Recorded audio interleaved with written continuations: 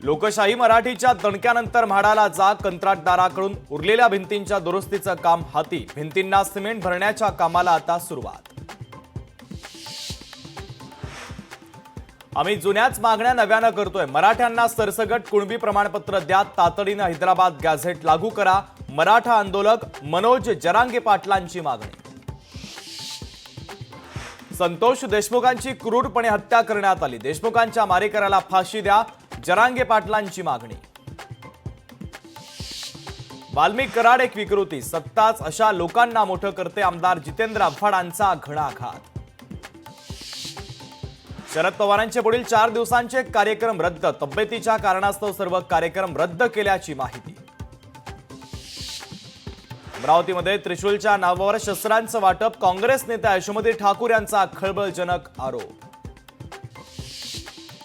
आजपासून राज्य परिवहन महामंडळाकडून 15% भाडेवाढ, प्रत्येक 6 किलोमीटरच्या एका टप्प्यामागे किमान ₹1, 35 पैसे ते कमाल ₹3.35 वाढ. तहूर राणाला भारतात आणण्याचा मार्ग मोकळा, अमेरिकेच्या सर्वोच्च न्यायालयाची प्रत्यार्पणासाठी मंजुरी. तहूर राणा हा 26/11च्या घटनेतील आरोपी.